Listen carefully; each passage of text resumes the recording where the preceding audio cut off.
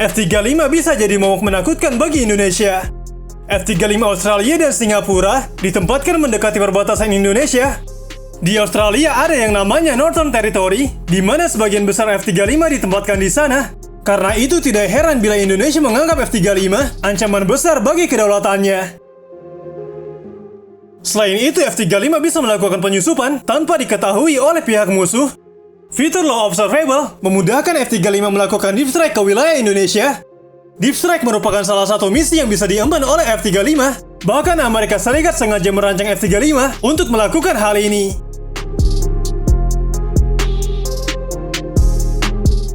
Deep strike merupakan serangan ke pusat gravitasi atau jantung pertahanan musuh secara cepat, tepat dan akurat, sehingga akan membuat musuh langsung goyah dan mengalami kerugian besar.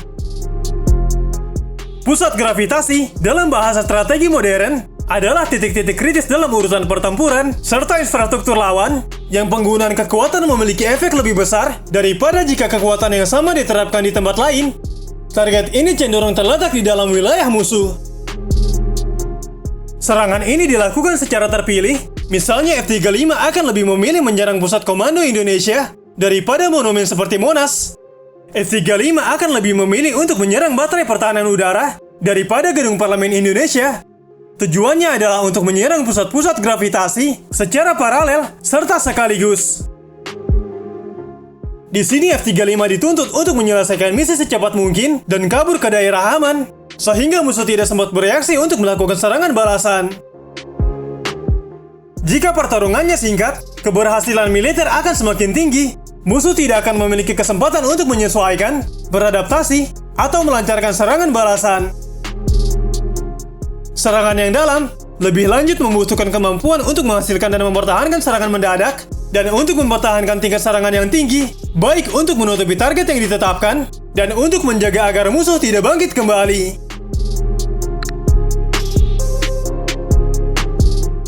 Militer Indonesia tentu lebih paham apa itu deep strike, sudah tahu bagaimana pelaksanaannya dan juga penangkalannya. Namun elemen untuk menangkal itulah yang belum ada secara maksimal.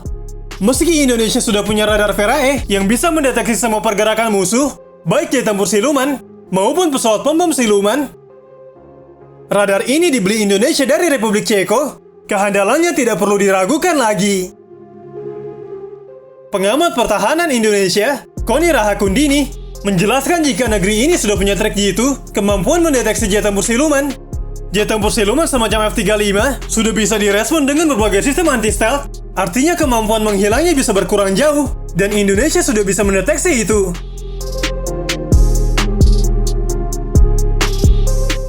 Mungkin dengan Ferae, F-35 Singapura dan Australia akan bisa terdeteksi oleh Indonesia. Namun yang disayangkan sampai saat ini, Indonesia belum memiliki sistem rudal supersonik yang dapat menangkal dan mengatasi jet tempur secara singkat.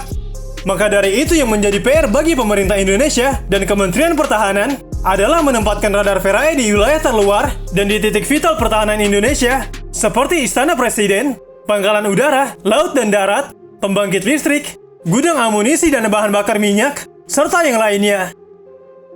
Tentunya dibarengi dengan sistem rudal pertahanan supersonik yang dapat menangkal dan menghancurkan jet tempur siluman secara singkat.